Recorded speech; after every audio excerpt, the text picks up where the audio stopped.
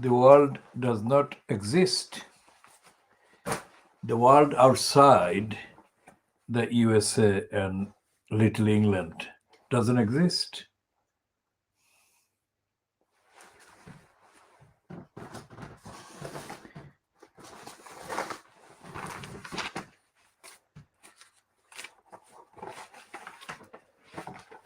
And this Khoodeelaar campaign, world exclusive diagnosis of Fleet Street, coming from London, UK, is the unique world exclusive reminder of the existence of the world outside of Little England and outside of the equivalent parts in North America, across North America.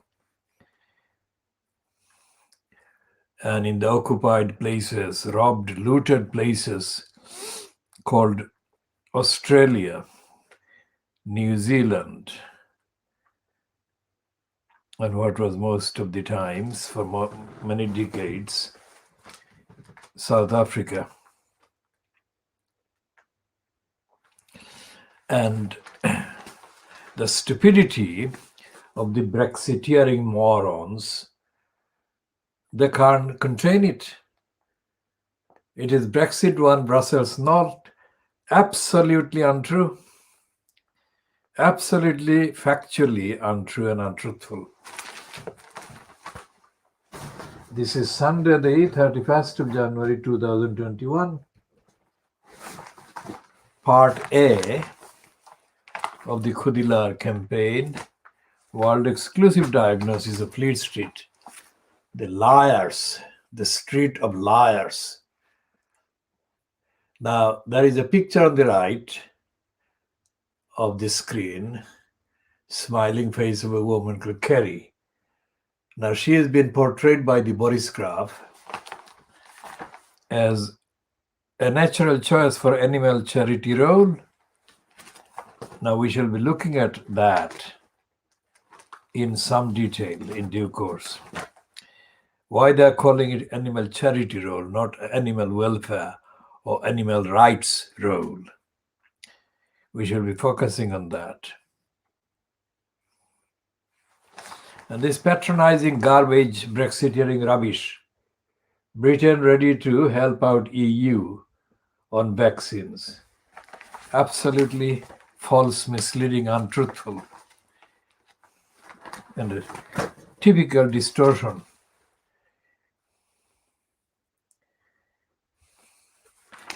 And the lying by the Boris Graf in the business and money twists the situation, the funding on the railways. They've got more than 100 billion already wasted. In other words, stolen by big business contractors, given contracts for an obsolete project called HS2.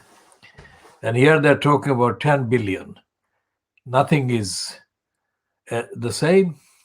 10 billion is less than 1/10 of the money they have given, public money. They've given to the big business contractor criminals who have bought the political loyalties of Boris Johnson and other members of the corrupt cabal calling itself the government.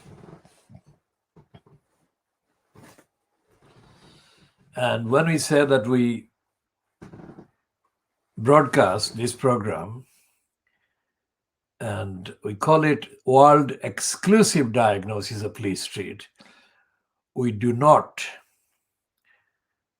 in our understanding and our intention and our program, distinguish between the criminals who commission and perpetrate the so-called journalism in Fleet Street and the criminals that are in government.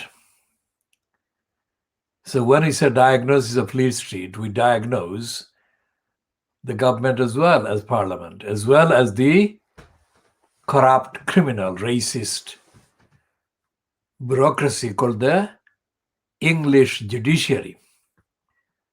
English judiciary is what effectively it is. It is operated and it's marketed in the name of the UK, but it's actually based on Little England and 500 or 600 years of corruption built into the corruption called the judiciary.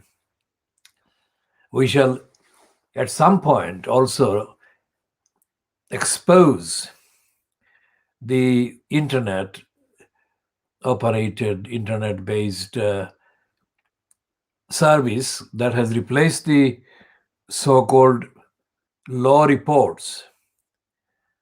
And this service is called Bailey. Let's look at the name.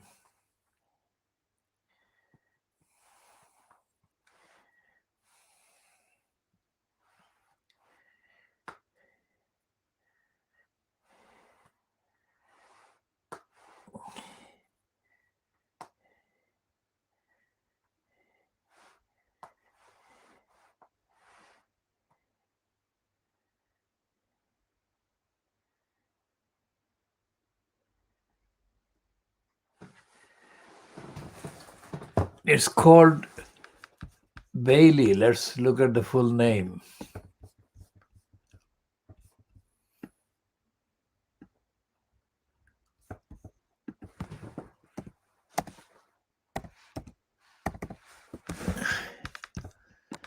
So the full name is British and Irish Legal Information Institute. It's run as a kind of non-profit operation, but it is absolutely devoid. It's absolutely devoid, as is predictable, of any truthful contribution or contents about the corruption, the racism and the imperialist and corrupt contents and the role of the English judiciary. This portal, because it has got a quite large number of separate kind of files and archives, and they do not include the world, they do not include the rest of the world, and they actually do not tell the truth about what goes on in the courts. And so therefore this is a partial and completely misleading, untruthful kind of institute, supposedly replacing what used to be several differently published law reports. And the law reports are there, still there in some form, and they've converted to internet kind of formats.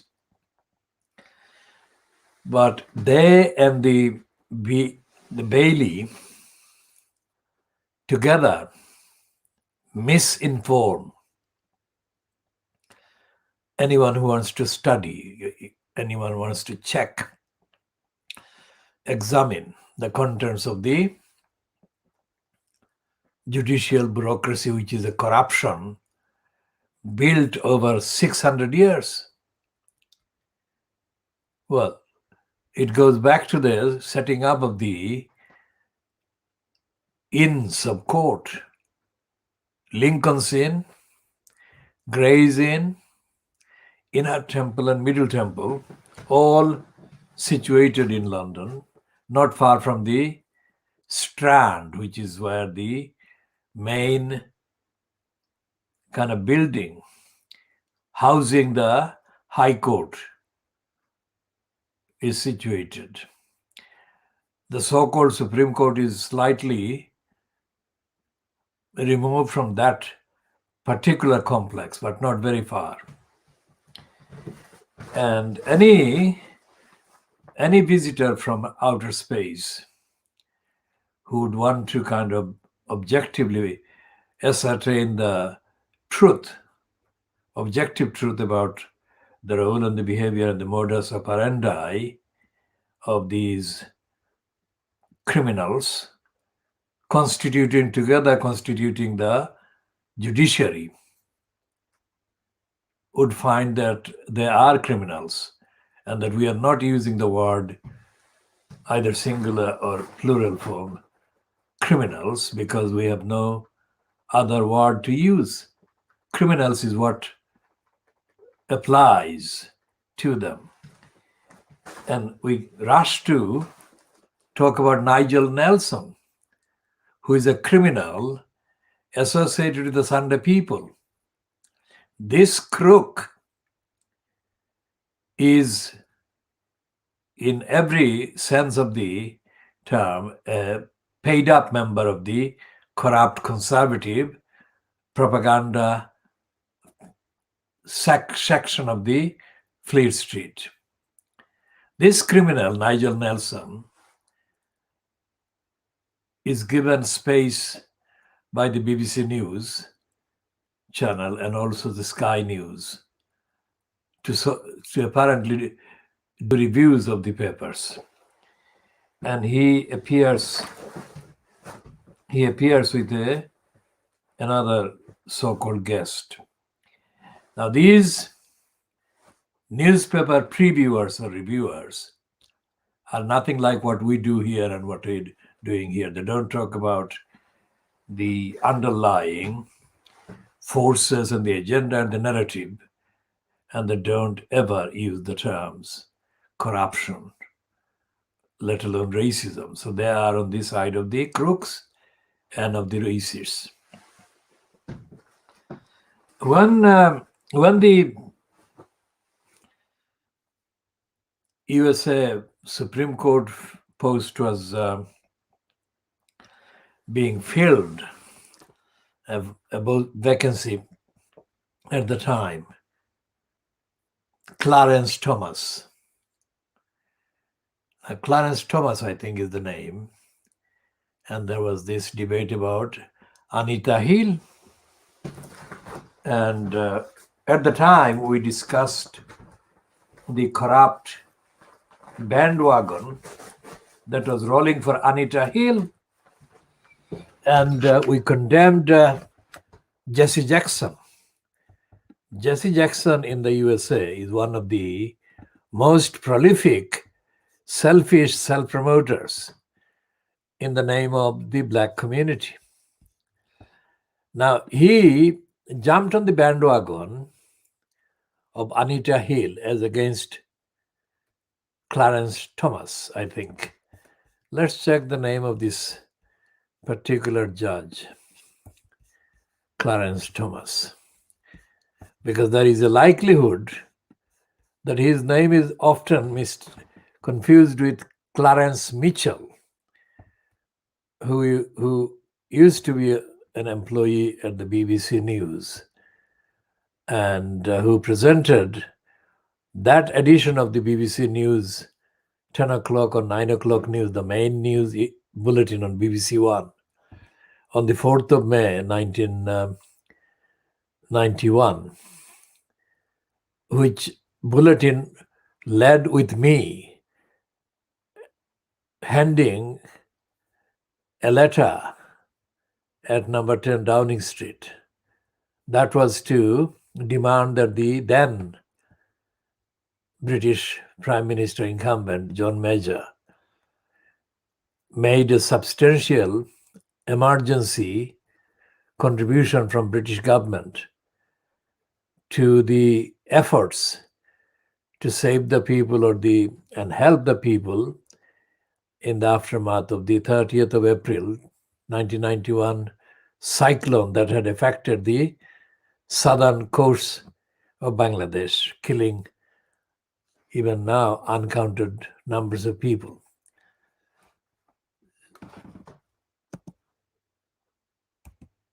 So let's go back to the USA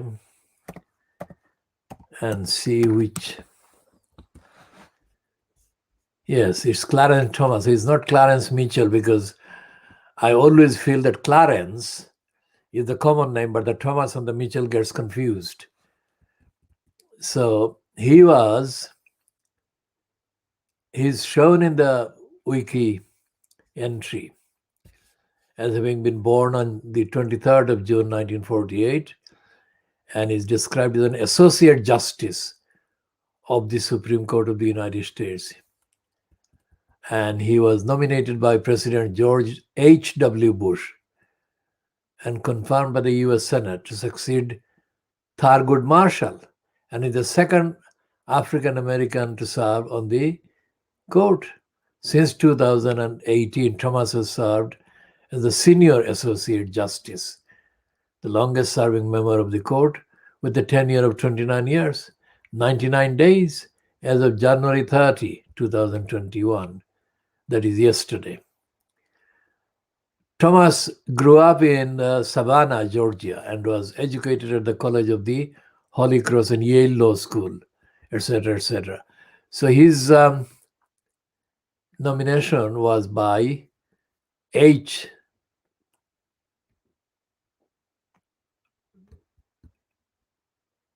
Bush, the senior Bush, not G.W. Bush, but his father.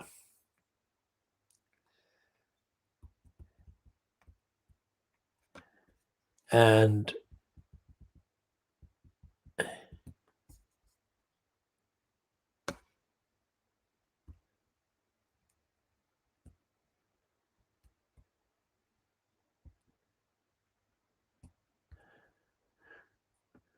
so he was accused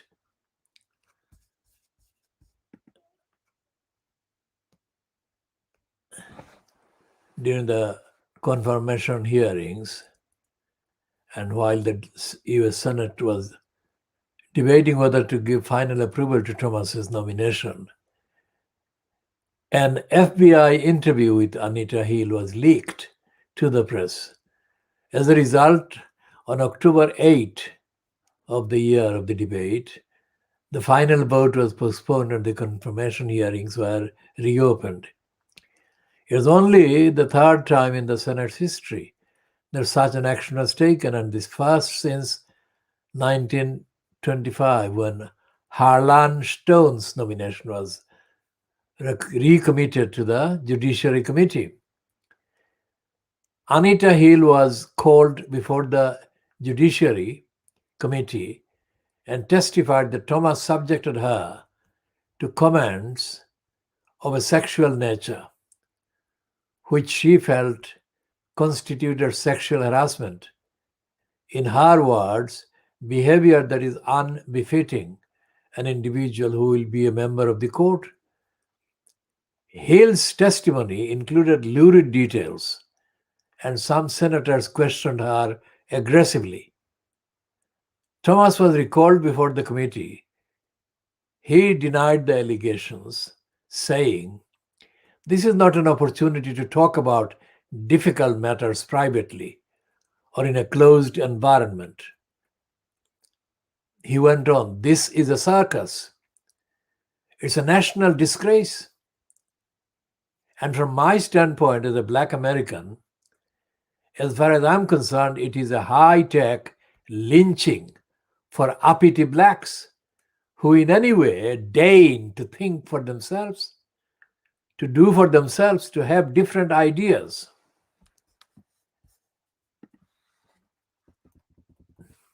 And it is a message that unless you kowtow to an old order, this is what will happen to you. You will be lynched, destroyed, caricatured by a committee of the US Senate rather than hung from a tree. Throughout his testimony, Thomas defended his right to privacy. He made it clear that he was not going to put his personal life on display for public consumption, permit the committee or anyone else to probe his private life, or describe discussions that he may have had with others about his private life. The committee accepted his right to do so. Hill was the only person to publicly testify that Thomas had sexually harassed her. Angela Wright, who worked under Thomas at the EEOC before he fired her, decided not to testify. She submitted a written statement alleging that Thomas had pressured her for a date and had made comments about the anatomy of women, but said she did not feel his behavior was intimidatory, nor did she feel sexually harassed, though she allowed that some other women might have done. Sukari Harnett, a former Thomas assistant, wrote to the Senate committee that although Thomas had not harassed her, if you were young, black, female, and reasonably attractive, you knew full well you were being inspected and auditioned as a female. In addition to Hill and Thomas, the committee heard from several other witnesses over the course of 3 days, October 11 to 13, 1991. A former colleague, Nancy Altman, who shared an office with Thomas at the Department of Education, testified that she heard virtually everything Thomas said over the course of 2 years and never heard a sexist or offensive comment. Altman did not find it credible that Thomas could have engaged in the conduct Hill alleged without any of the dozens of women he worked with noticing it. Reflecting the skepticism of some committee members, Senator Alan K. Simpson asked why Hill met, dined with, and spoke by phone with Thomas on various occasions after they no longer worked together. In 2007, Thomas wrote My Grandfather's Son, a memoir in which he addressed Hill's allegations and the caustic confirmation hearing.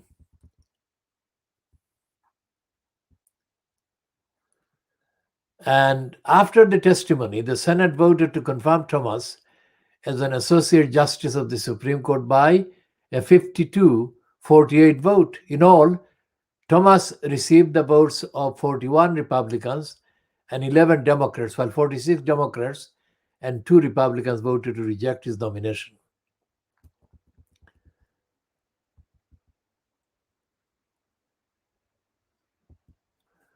Thomas has been pictured at the swearing-in ceremony on the 23rd of October 1991 with a woman standing in the picture being described in the caption as his wife. She is a white woman. So her Virginia Thomas.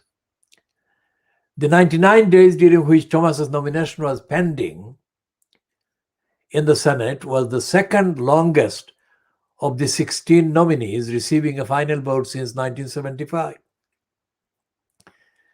Second only to Bork's nomination hearing of 108 days. The vote since 1975, second, the vote was the narrowest margin for approval since 1881, when Stanley Matthews was confirmed by 24 to 23 votes. Vice President Don Quayle presided over the vote in his role as President of the Senate, but his tie-breaking vote was not needed for confirmation. Now,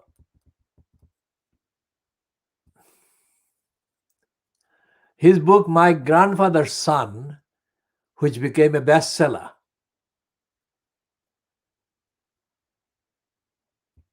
and there was a film called Created Equal, Clarence Thomas in his own words. So we shall be talking about the judiciary in the USA and the Senate and the confirmation hearing involving Thomas and his accuser, Anita Hill. Remember why I started talking about Thomas at all? It was about the media and the most prominent, frequent kind of name during the Thomas versus Anita Hill allegations coverage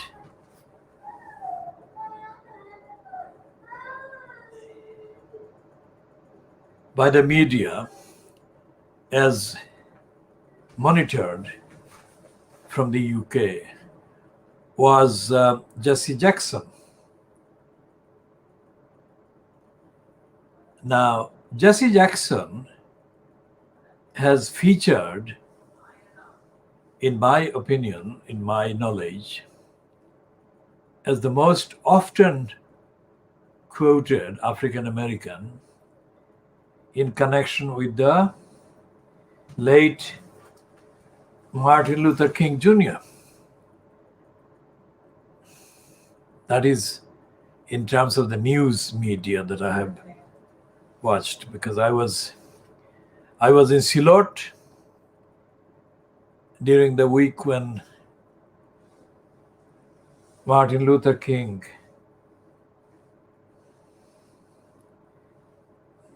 I was in Silot when John Kennedy was assassinated. I was in Dhaka when Martin Luther King was murdered, assassinated.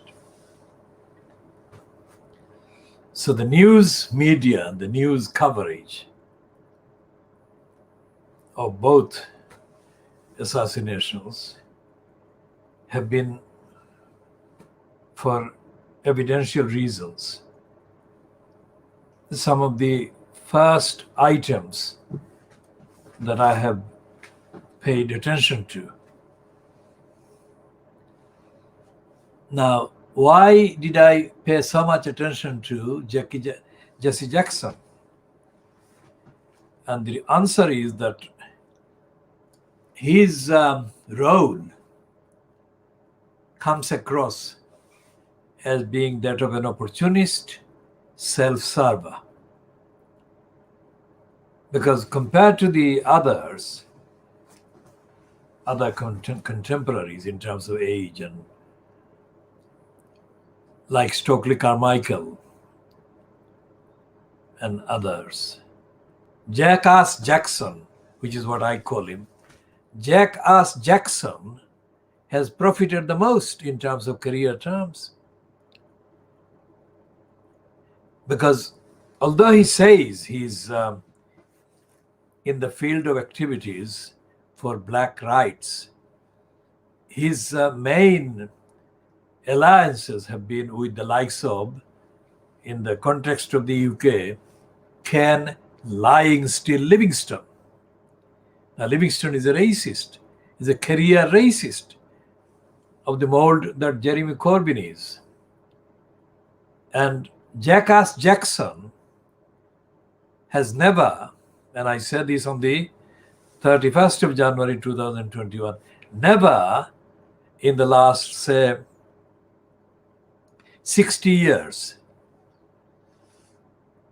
well, let's say 50 years since the main murder of Martin Luther King occurred. So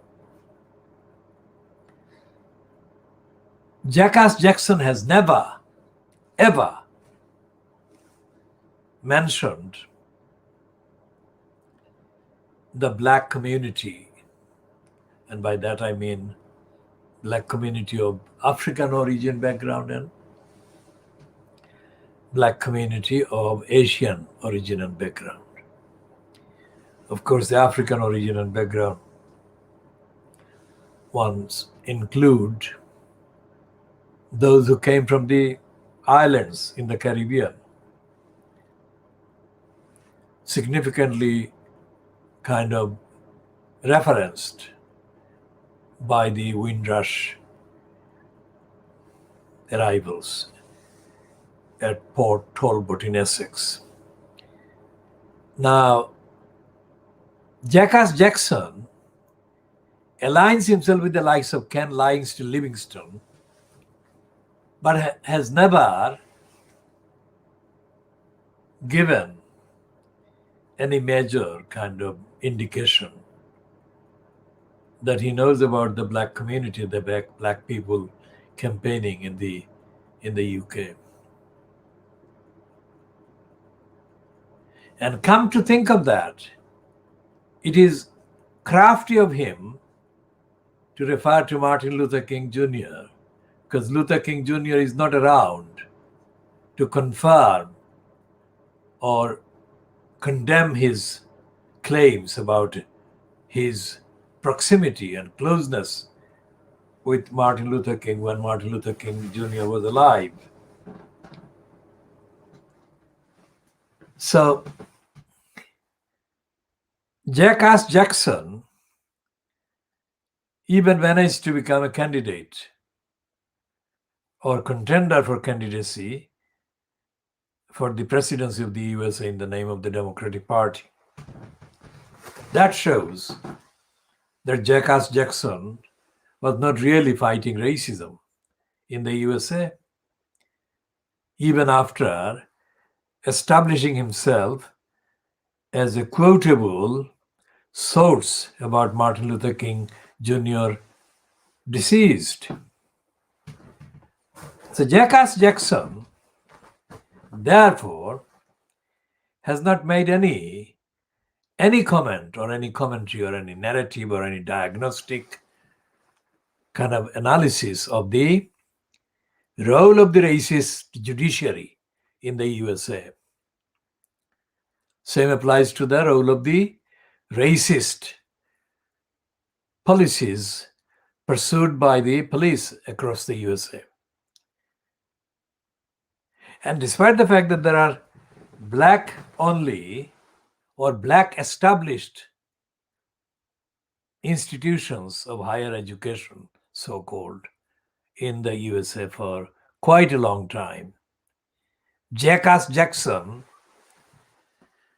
really has not explained why they had to be established. And the black on black murders in the USA, Jackass Jackson has been totally, absolutely feeble, to put it most kindly.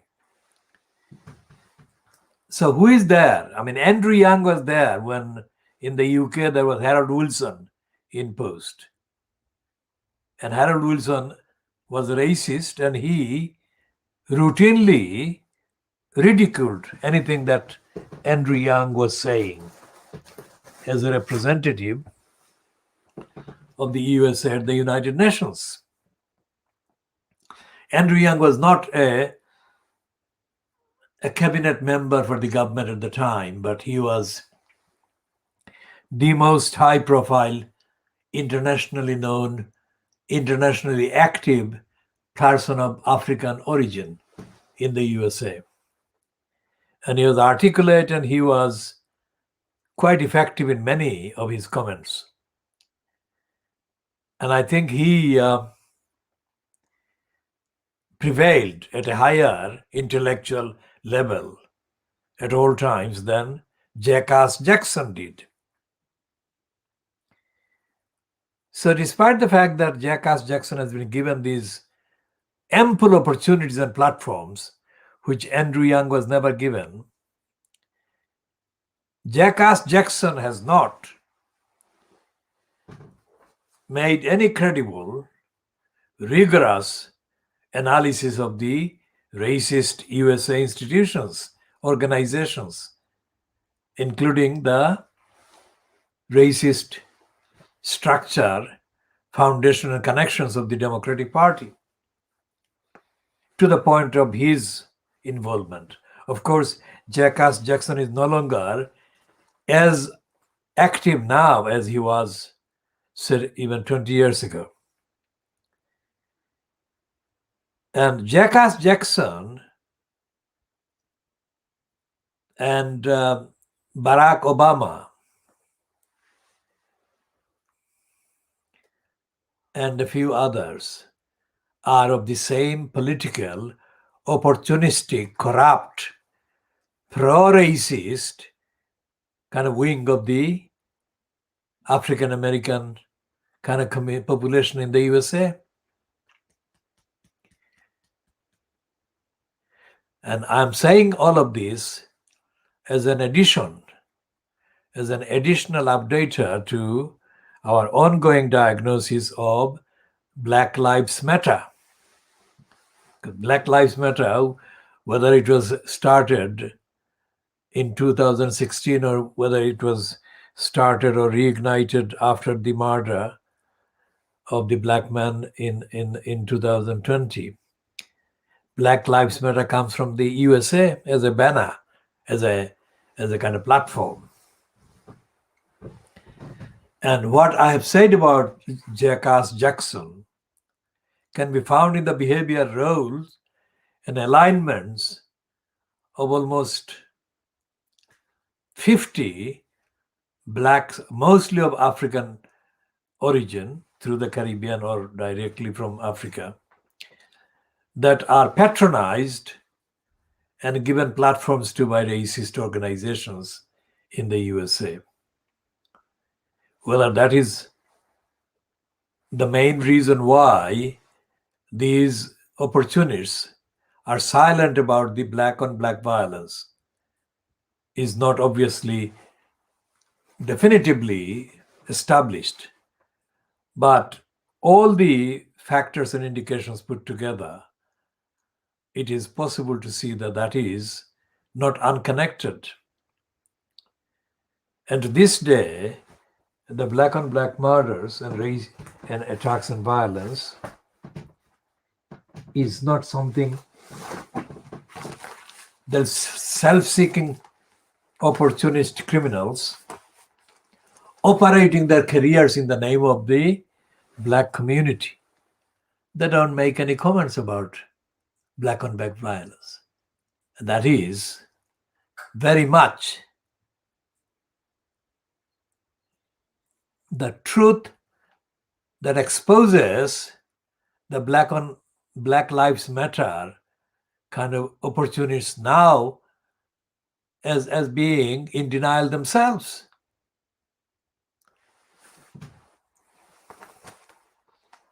Now, if the Mail on Sunday, moving on to the corruption of the Daily Mail, for example, if the Mail on Sunday, exclusive about how Kate Middleton helped heal William and Charles's rocky relationship, if she can do that, then she can be accurately described as somebody who can undo what they are crediting her with. And by extension, she could have been the main factor that created the rocky relationship between Wills and his brother Harry.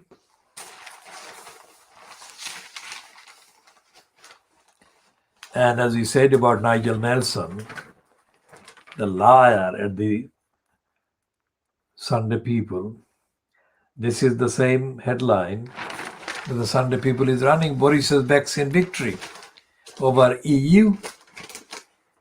There is no victory in it at all. This is not something about the victory.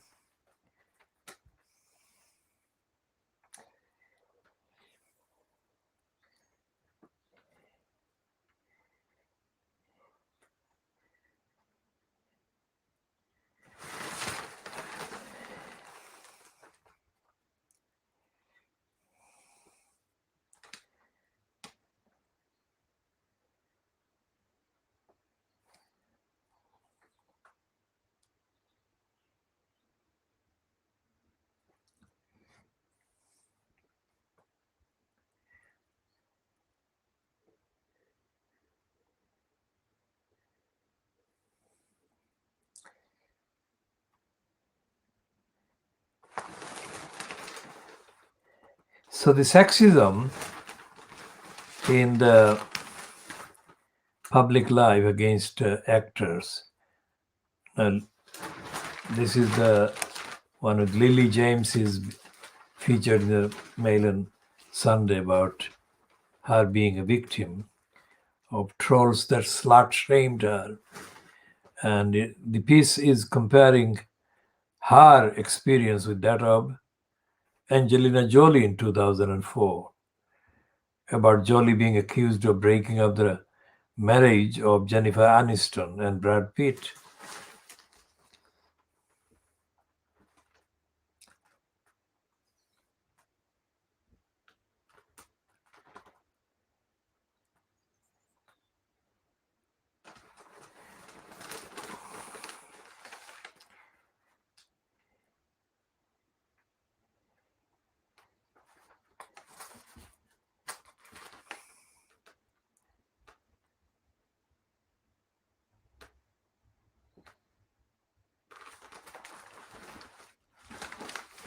And the Mail on Sunday has brought a German hotel to life.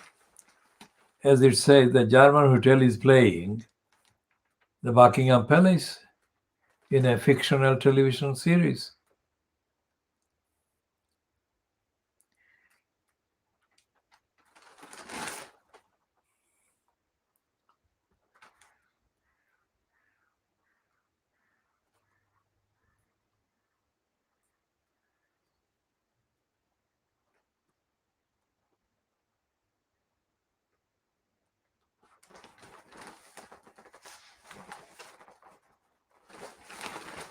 And the vaccine has become the latest embodiment of Brexit against the EU.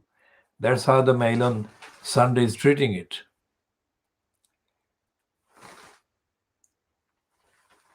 And they're saying now that the vaccine will free the UK population from the pandemic. Yeah, so therefore they're saying that vaccine is the way.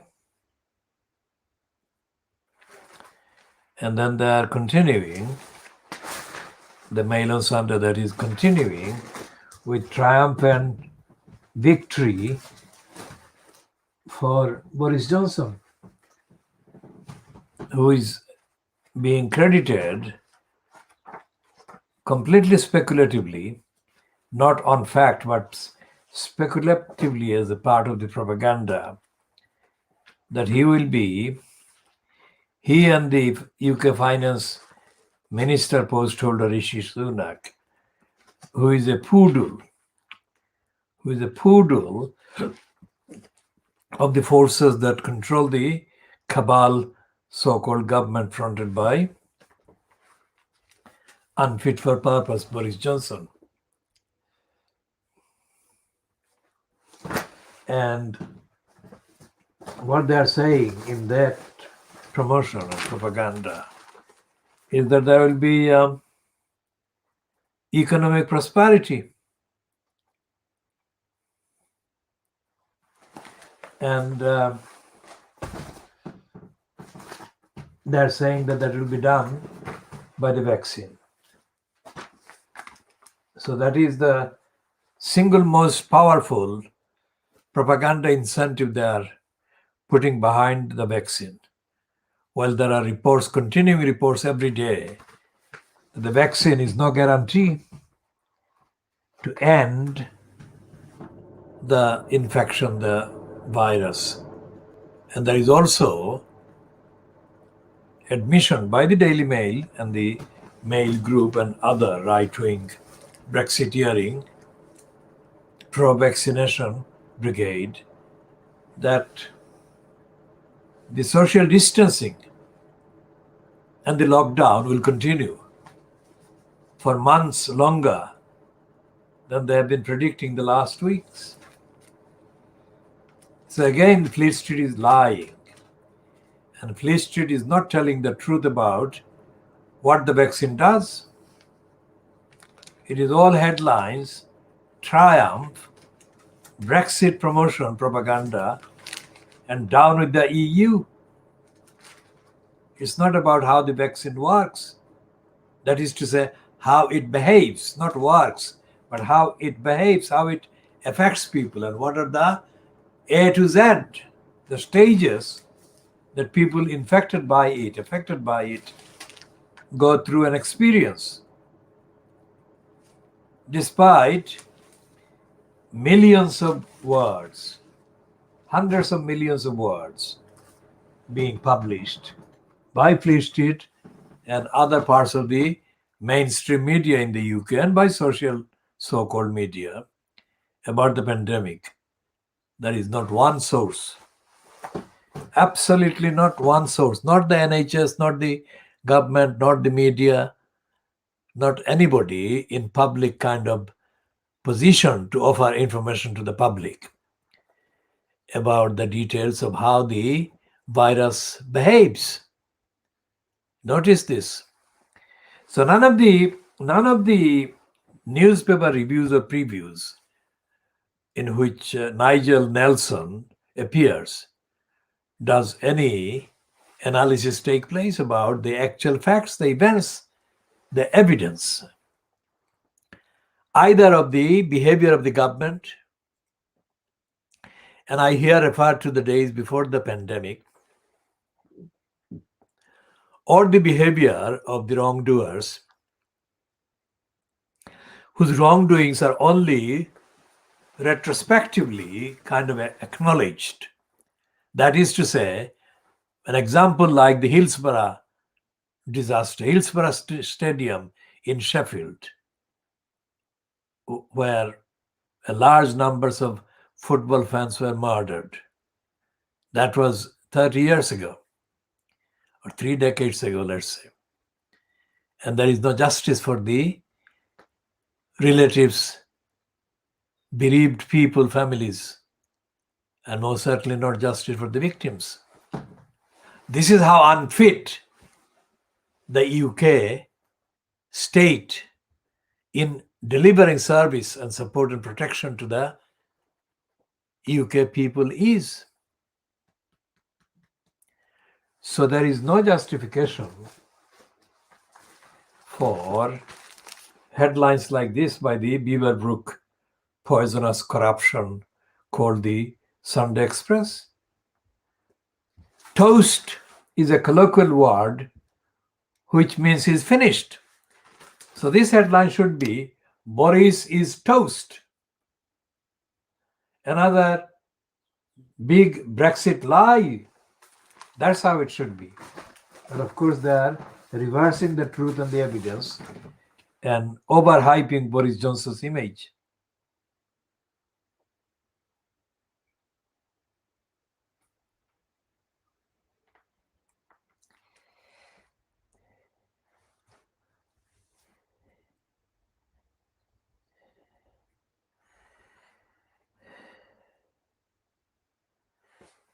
And there is a promotion for the brainwashable, glued to the Downton series.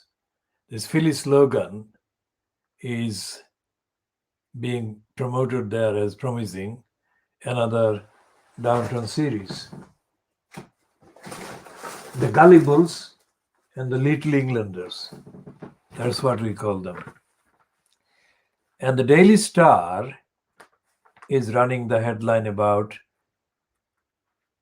the British spying agency, the domestic spying agency called MI6. They're saying that the MI6 is now recruiting new James Bonds to work part-time. Now, this is not the headline by any means. This is complete rubbish. Because part-time or full-time only applies when the ordinary full-time job is publicly disclosed, and it has never been disclosed. The spying is never disclosed, never has been disclosed. So what's the point of talking about part-time? But this is the Fleet Street end of the gullibles, the most stupid and the most idiotic, the most unintelligent and the most unquestioning part of the population that gets fed by these morons.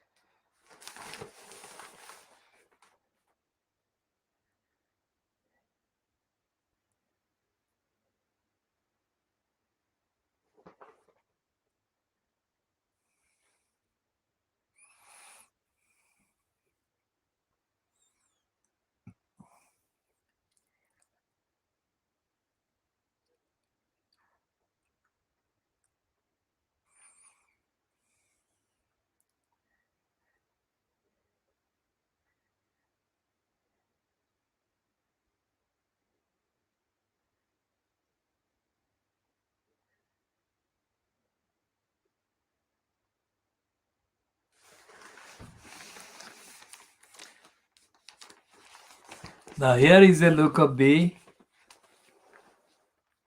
Indian korma specialist. She's 22-year-old Ruby from Scotland, and she apparently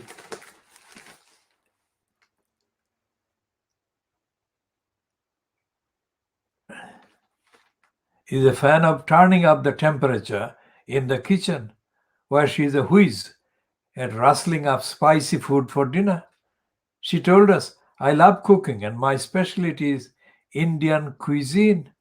I can make a great chicken korma. That's the only Indian entry in the whole of history today. And that shows the fact that they don't recognize the rest of the world exists outside the island. Well, ordinarily outside, it doesn't exist outside England. But they're doing a favor because of the marketing of Ruby's kind of hot recipe, to put it kindly.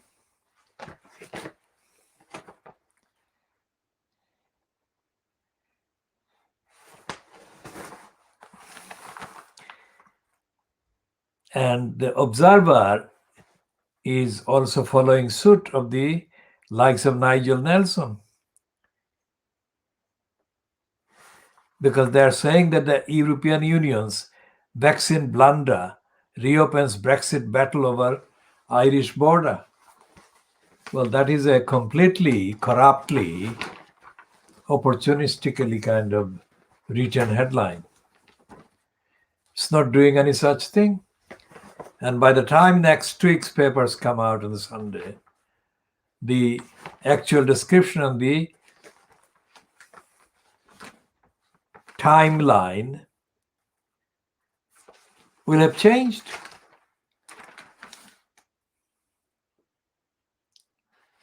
And it's not even next week, it's on page 2 of the Observer today, which is saying UK farms, that is businesses, plan to shift across the channel after Brexit chaos. So the overall impact and the consequences of Brexit is going to be inevitable, and it's going to be losses for the UK and losses for the customers. Now the Daily Sunday Mirror is the one that is not talking, at least not talking up the image of the failed Boris Johnson.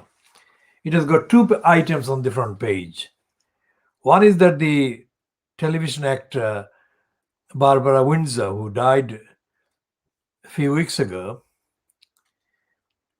her widower is accusing Boris Johnson of betraying Barbara's heritage.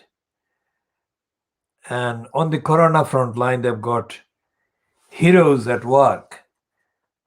Dispatch that reveals crisis in hospitals as medics battle coronavirus. This is the rare item of investigation by the Mirror Group papers. But it's worth noticing that they are not running a propaganda promoting Boris Johnson's image. That is the point we want to make about this one. And the woman called Saira Khan, who is shown as a columnist, is a stooge. She was a stooge from the time before she was hired, because she was kind of given a platform by the racist, anti-Muslim Alan Sugar and his ilk. And she is now talking stupidity by expanding on the lie that the lockdown is affecting children's mental health and all the other stuff. That is a line of lying that the right wing and the deniers of public service and public safety want to emphasize. And this is the Sunday People misedited by Nigel Nelson. Vaccine victory, that is the propaganda for Boris Johnson. So what we have discussed so far are the headlines, mainly headlines, and some of the inside pages. Essentially, what we want to emphasize today in this edition about Fleet Street is that it's not separate. It's not separate from government. It's not separate from the parliament, and it's not separate from the judicial bureaucracy and corruption. It is part of the same establishment. The media is not telling the truth. It's not reporting the truth, and it is not going to be reporting the truth because there is no organized campaign in public, in society generally, against these wrongdoing institutions and agencies and the government and the parliament. There is an item, tokenistic item in the papers about the man called Swampy. He is one of the environmental campaigners who have now reportedly gone underground in a tunnel in the Euston St. Pancras area in London, as allegedly as part of the protest against high speed 2. Now, whatever contents the report are kind of containing about them, it is not going to stop the tunnel, because the real campaign against the cross rail hole that was planned against the Brick Lane area, we did the campaign. I organized the campaign, and it was legal. That is constitutional law. It was evidential. That is, we have investigated the various facts and factors, and it was political. And the campaign that is ongoing, mainly through the Twitter and other social kind of platforms, against high speed 2 is not following what we did. In fact, the campaigners appear to be morally compromised, and they are kind of begging the government and begging the kind of majority Conservative Party, or begging the Department for Transport, so-called. It's not for transport, it's at the expense of the environment, at the expense of transport, which is now currently fronted by a personally admitted, self-confessed liar called Grant Shapps. So we've got morality is absent, both from the government side and from the so-called campaigner side. And without the moral high ground being sought and occupied by the campaigners, who can make it compulsory on the government to abandon this scam and this corruption worth hundreds of billions of pounds, it will be proceeded with, because half of the population is gullible, brainwashable, and stupid, and the other half is it's intelligent but poisonously skeptical and poisonously racist, so that they're not taking our advice, which we have been giving for at least the last decade, expressly telling them to follow us, our advice, and our example, and our work.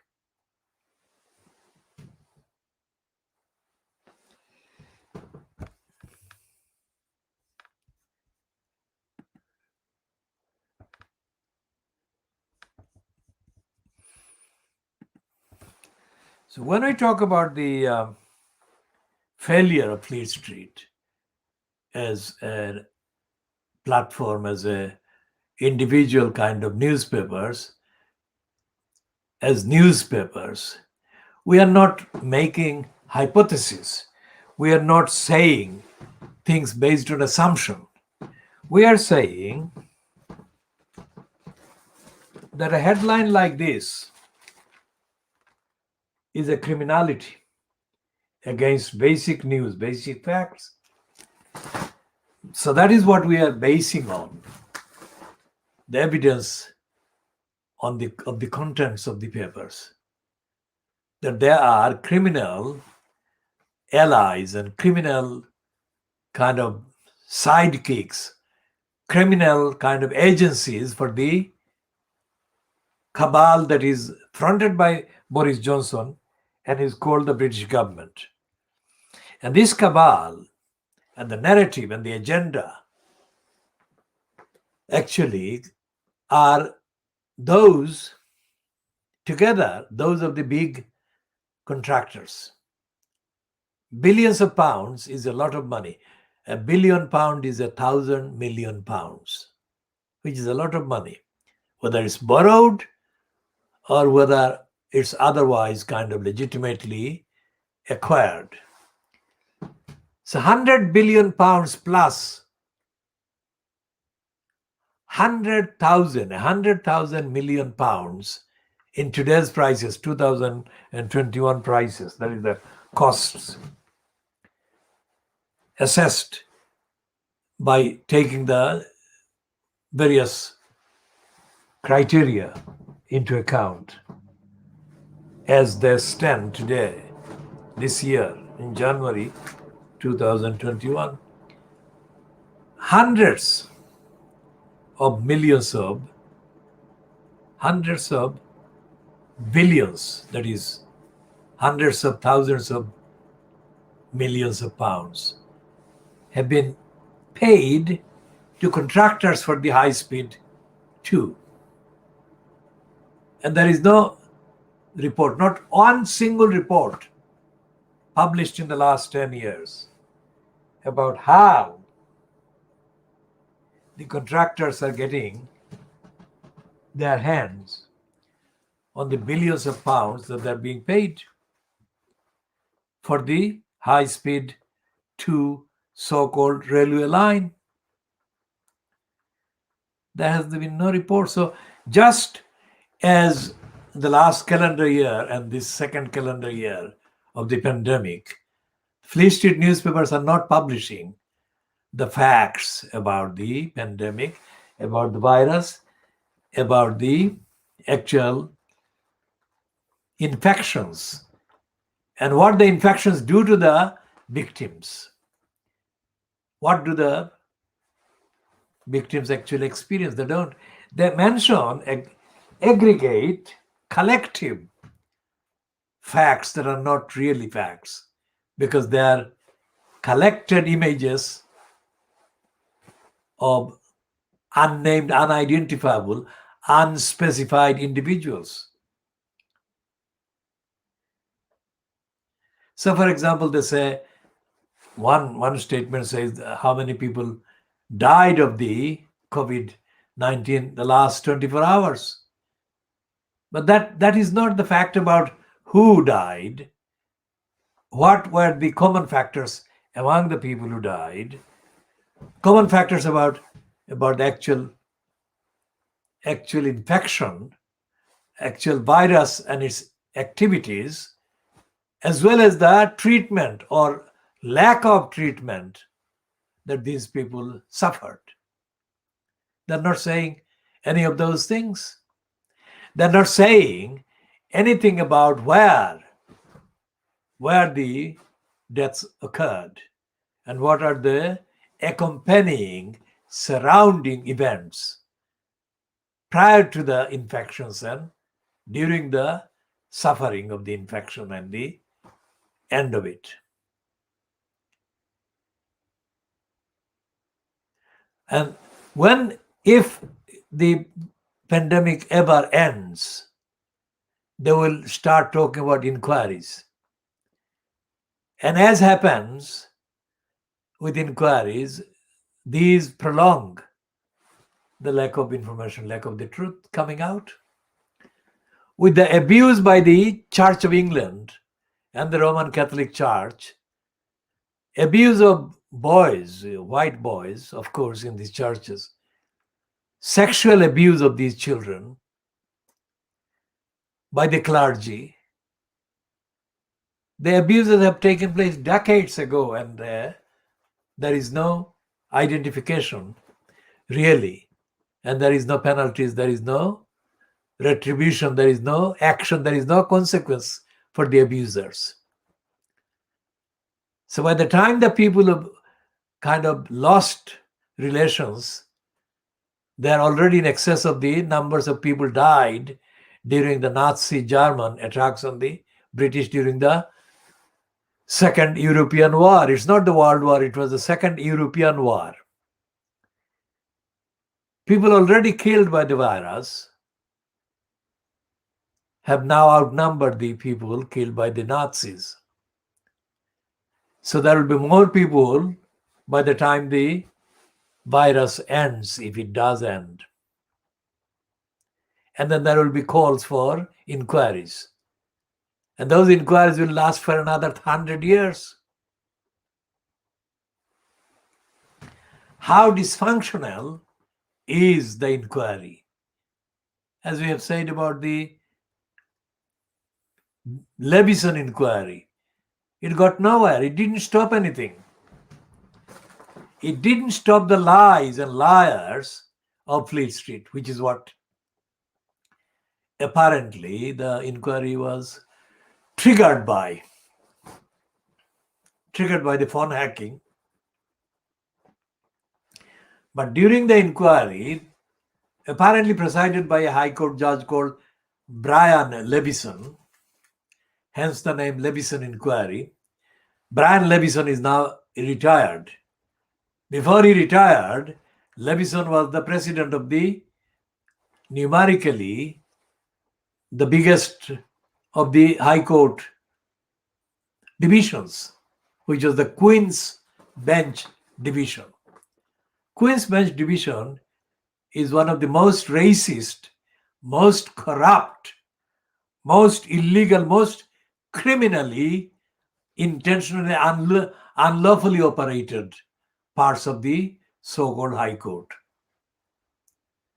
So Levison made no difference to the criminality of the High Court he presided over the years after he finished chairing the Levison inquiry. So, the newspapers, if they are claimed to be free press or embodiments of freedom of the press, if that were true, even 10% of the claim were true, if 10% of the claim they make were true, then they would be at least publishing 10% of the evidence about everything. About the government lying, about Boris Johnson lying and breaking the law, against MPs lying and breaking the law and taking bribes, about the courts, the High Court, the Crown Courts, the County Courts, the Magistrates' Courts, lying. Lying is the dominant aspect of their behavior. Denying is the dominant aspect of the behavior. And if the newspapers, so-called Fleet Street, were newspapers, then they would be talking about the international treaties. The international treaties, declarations, conventions that we keep referring to as the main framework of analysis. There's the main framework of the actual diagnosis, the auditing, holding to account of the agencies of the state, of the so-called courts of law, of the government departments, of the parliament itself, of the UK monarchy as well, because the monarchy is part of the state. Brenda, in other words, Elizabeth II, is the head of the state.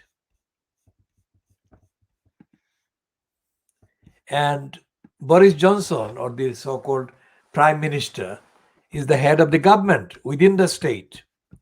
Remember the distinction, it's very significant procedurally, formally. Boris Johnson, as the Prime Minister, incumbent so-called, is the head of the government.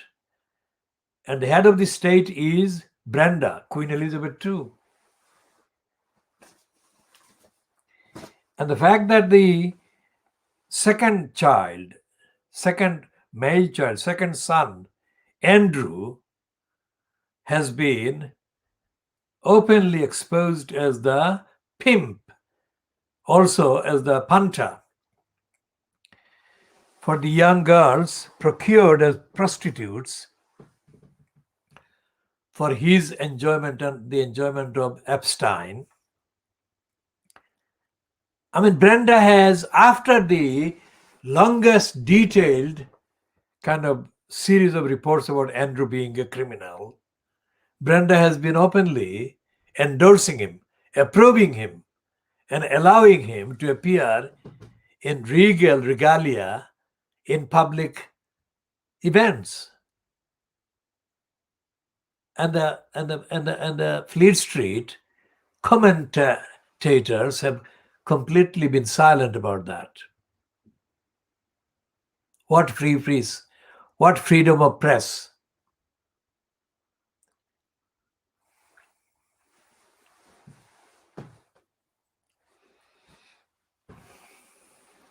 We have actually evidence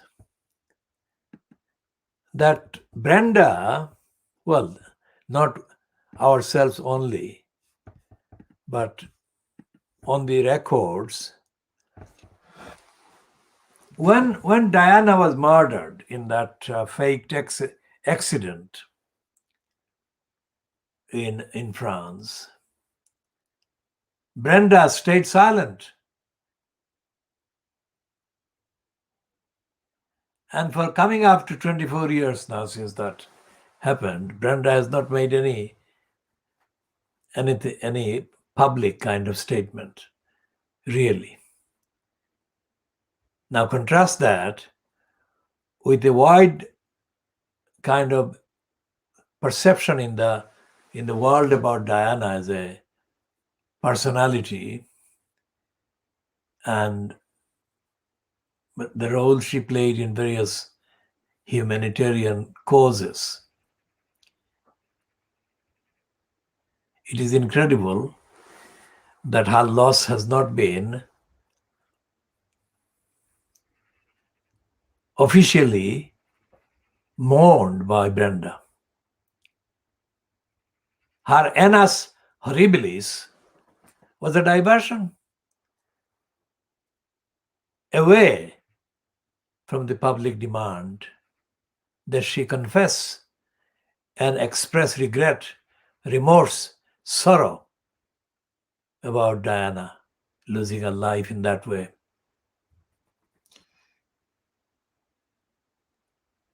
And this is something that we are saying, but this should be something that should have been mentioned by the Fleet Street every time they make use of Diana's image to sell their papers. And also the fact that the Mail on Sunday is saying today that Kate Middleton did play a key part, the key part in repairing the broken relationship between Brian, who is also known as Charles, Kate's father-in-law, and Wills, Diana's older son or elder son. Now, it is now admitted that Wills told Harry, his brother, that he should not marry Meghan Markle, or he should not get too close to Meghan Markle before the marriage. And it is clear from today's admission or bragging by the Mail on Sunday about the powers of Kate Middleton to repair internal rows and tension in the royal family, that she could have done the opposite as well. And she did cause the Wills to break up the relationship with his brother. Until Kate appeared, or at least came out in the public as issuing anonymous briefings or anonymously organized briefings against Meghan Markle. Harry and Wills were two of the closest brothers ever seen in public anywhere. So there should be an investigation as to why Harry had felt in a cul-de-sac, pushed in a cul-de-sac, and was forced to leave the royal family. Because by all reports and accounts, Meghan Markle is a highly socially active, socially concerned, and involved individual. Had been so before she even met Harry, or Harry met her. We don't know the details as to who met who, but it was, and she was an established actor in Hollywood. So it's not like Meghan Markle was short of a quid or two. She was a highly paid actor in Hollywood. She is highly articulate and concerned. Of course, we are talking about the fact that she is of half African and half white parentage. And it's the African bit that actually was the target of the racists in the royal family and the racists in Fleet Street colluding with the racists in the royal family. And Brenda failed. The fact that Brenda went along with the scam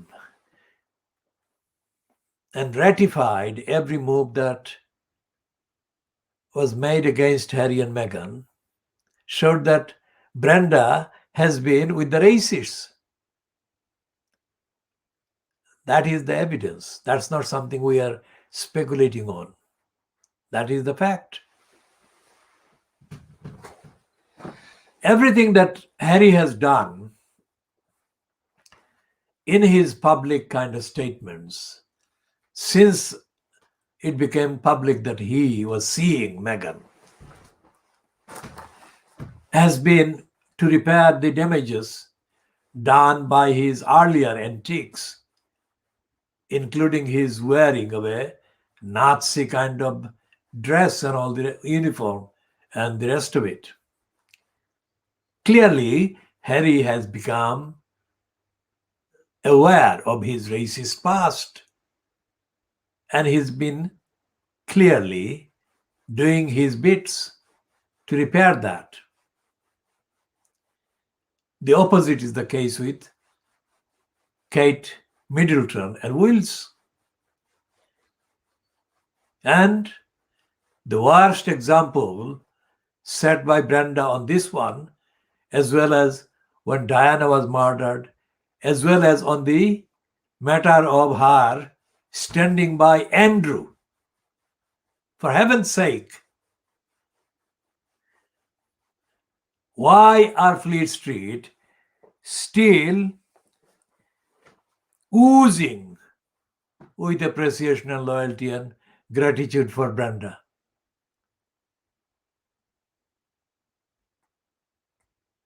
Over her role.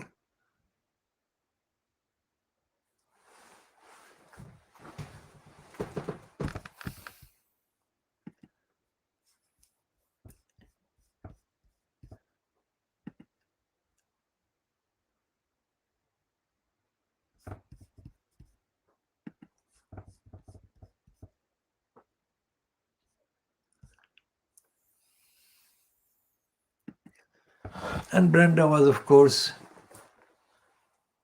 aware that smarmy Dave Cameron would accidentally, that is an arranged accident, leak the fact that Brenda was against the Scottish referendum as well as for Brexit. These are facts. We are not speculating, we are not making up. So what are the big issues that Brenda has actually played the big part, responsible part of being neutral? She's supposed to be the constitutional monarch, neutral, literally neutral. She hasn't been. She has been with the wrong ones. And the gullibles are the biggest kind of single, most kind of numerous part of the population of England that absolutely blindly, let's say, follow Brenda as a role model.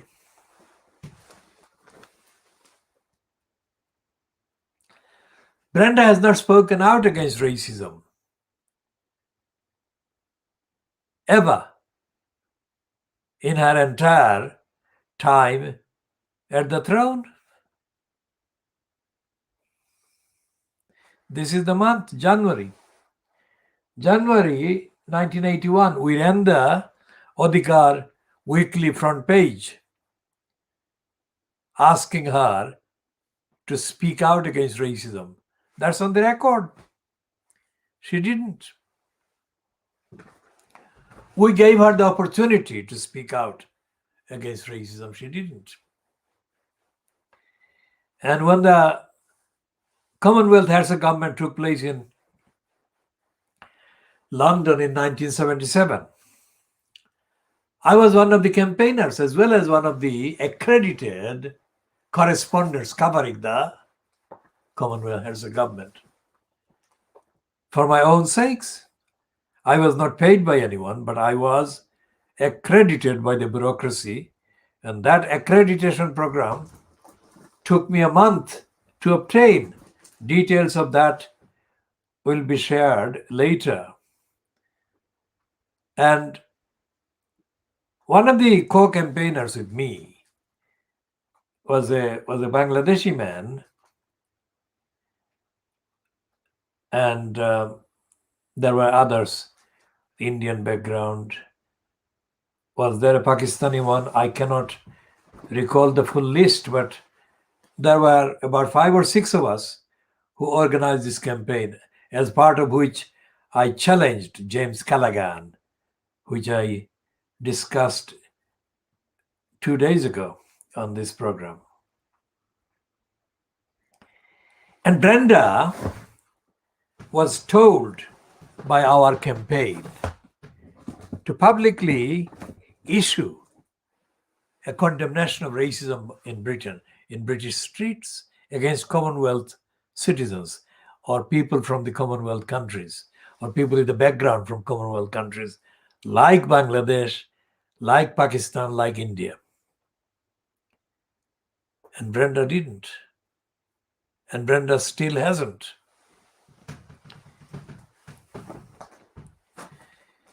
So we are talking about racist role played by the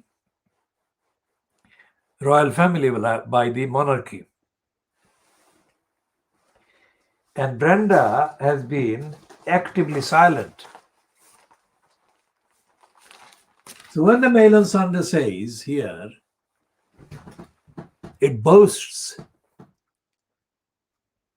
If she could heal William and Charles's rocky relationship, then she could create such a rocky relationship between Charles and Harry, and between Wills and Harry, and between herself and Meghan.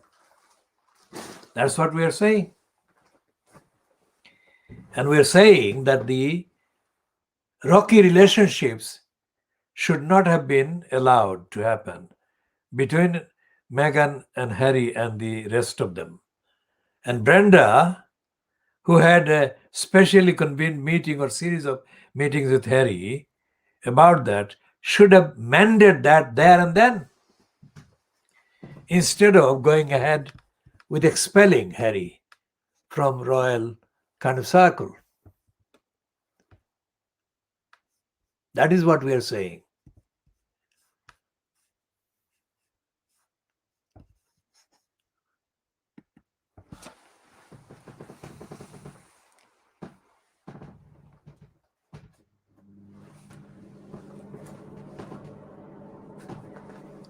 Now, we are saying that as part of the world exclusive diagnosis of Fleet Street, which means that the Fleet Street papers know about all these issues as much as we do, because we are talking about publicly accessible and publicly witnessed evidence and events.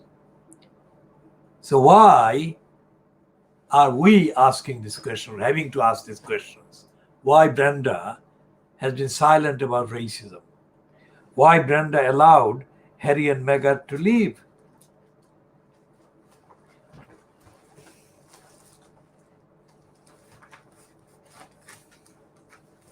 And who or what are the secret forces that operate the monarchy?